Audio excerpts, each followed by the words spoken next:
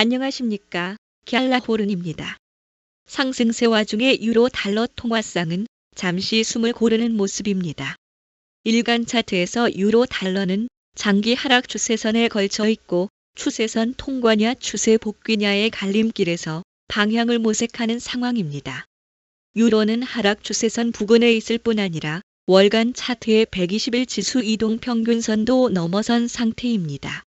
장기적으로 유로가 상승세에 들어선다 하더라도 당장은 월간 차트의 120일 지수선 통과에 집중해야 할 판입니다.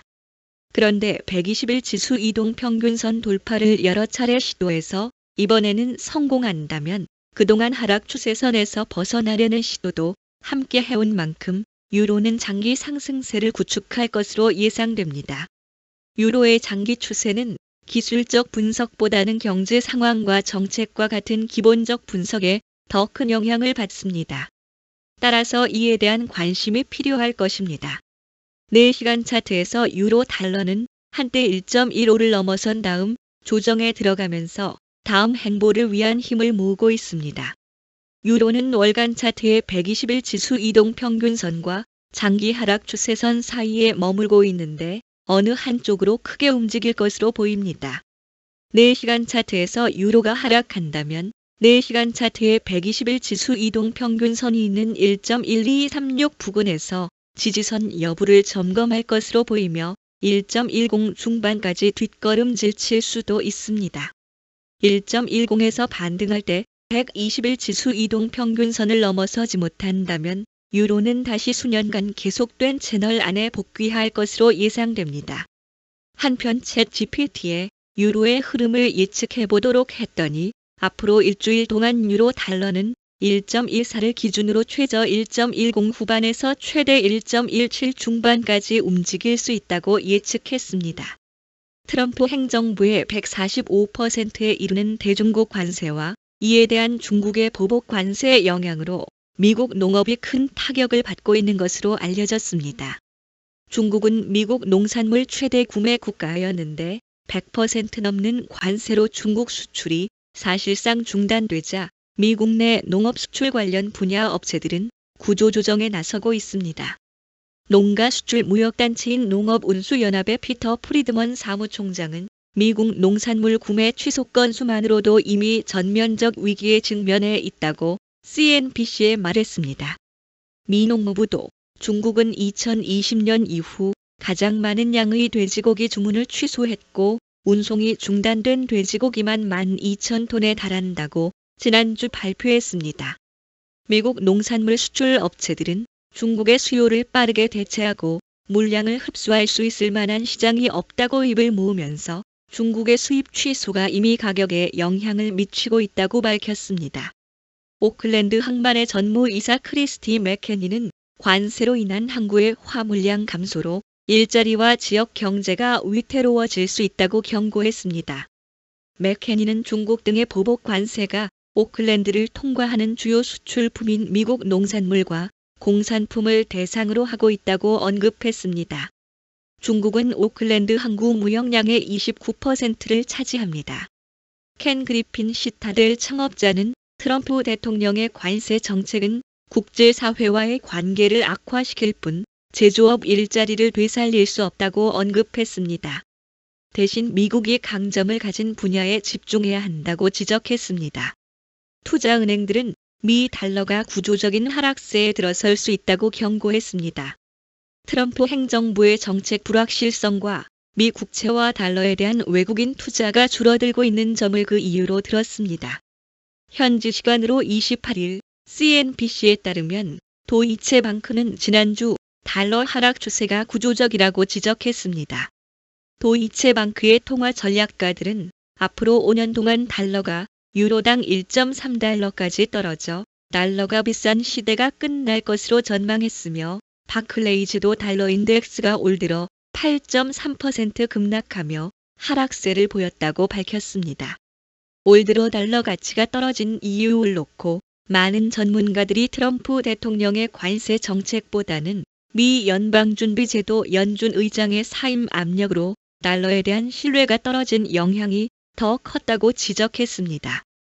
1조 달러가 넘는 자산을 보유한 영국의 자산운용사 슈로더는 이러한 조치를 미국 달러 중심의 글로벌 통화 체제에 대한 사실상의 거부라고 설명했습니다.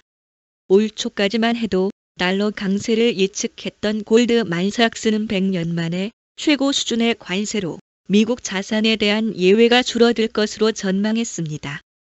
골드만삭스의 글로벌 외환 부문 책임자인 카막시아 트리베디는 미국의 정책 불확실성이 커지고 미국 소비 심리가 악화됐다고 지적하며 달러에 대한 강세 전망을 접었습니다. 해외 투자자들의 미국 자산 투자도 줄었고 이달 초 미국채가 폭락할 때 중국 등 해외 투자가들의 투매 의혹이 불거지기도 했습니다. 골드만삭스에 따르면 올해 초 미국 주식에 투자된 외국 자본은 약 18조 달러로 사상 최대였고 채권에는 7조 달러가 투자됐습니다. 그러나 3월 이후에만 해외 투자자들은 미국 주식을 630억 달러가량 매도했습니다. 골드만삭스는 달러 자산 하락에 대한 해지 수단으로 일본 엔화 매수와 호주 달러 공매도를 제안한 바 있습니다. 모두가 달러가 약세에 들어섰다고 보는 것은 아닙니다. 영국 컨설팅 회사 캐피털 이코노믹스는 달러의 최근 하락이 금리 차가 유리하게 움직이는 상황에서 이례적으로 발생했다고 지적했습니다. 이는 불규칙한 정책 결정과 시장 혼란에 따른 위험 프리미엄이 반영된 것으로 2022년 영국 채권 시장에 발생한 혼란과 유사하다는 것입니다. 그리고 달러와 유로 간 금리 차가 다시 확대되면서 달러가 가치를 일부 회복할 것으로 내다봤습니다. 스콧 베센트 미 재무장관은 현지 시간으로 28일 미중 무역 갈등에 대해 해결 여부는 중국에 달려있다고 밝혔고 인도와는 며칠 안에 첫 번째 무역협정 체결이 예상된다고 덧붙였습니다. 그리고 베센트 장관은 최근 유로화 강세를 놓고 유럽 중앙은행이 유로 강세를 억제하기 위해 금리 인하에 나설 것으로 전망하며 유럽은 유로화 강세를 원치 않으며 미국은 강달러 정책을 고수하고 있다고 강조했습니다. 트럼프 대통령은 프란치스코 교황 장례식에 참석하는 길에서 상호 관세 90일 추가 유예 가능성에 대해선 부정적 반응을 보였고 중국이 시장 개방과 같은 실질적인 양보를 하지 않으면 이를 철회할 수 없다고 밝힌 바 있습니다. 트럼프 행정부의 관세 정책과 이로 인한 미중 무역 갈등, 최근의 미 국채 투매 등으로 안전 자산으로 분류되는 스위스 프랑이 10년 만에 달러에 대해 최고치를 기록했습니다. 스위스 프랑은 2015년 이후 처음으로 달러당 0.8 스위스 프랑으로 상승했습니다. 이에 디플레이션을 막기 위해 스위스 중앙은행이 기준금리를 0% 이하로 낮출지 모른다는 전망이 나오고 있습니다. 이번 주 4월 비농업 부문 고용 보고서, 3월 개인 소비 지출 가격 지수, 1분기 미국 국내 총생산 속보치 등 굵직한 경제 지표가 발표됩니다. 삭소방크의 최고 투자 전략가인 차루 차나나는 고용과 소비를 비롯한 하드 데이터가 뚜렷하게 나빠지지 않는다면 연준은 7월 이전에 어떤 조치든 하지 않을 가능성이 크다고 전망했습니다. 한편 일본 정부는 스콧 베센트 재무장관이 엔화 강세 달러 약세가 바람직하다고 말했다는 요미우리 신문 보도를 부인했습니다. 그리고 일본은행은 이번 달 말에 열리는 금융정책결정회의에서 기준금리인 단기 정책금리를 동결해 3월에 이어 기준금리를 0.5%로 유지할 것으로 전해졌습니다. 갤라호르는 트레이더의 눈으로 시장을 바라보며 투자자 여러분들이 시장에 대한 이해와 통찰력을 갖도록 도움을 드리고자 합니다. 갤라호른에서 제공하는 보고서는 참고용으로만 활용해 주실 것을 말씀드리며 투자에 대한 책임은 전적으로 투자자 자신에게 있다는 점을 유념하시기 바랍니다. 도움이 되셨다면 구독과 좋아요 부탁드리겠습니다. 감사합니다.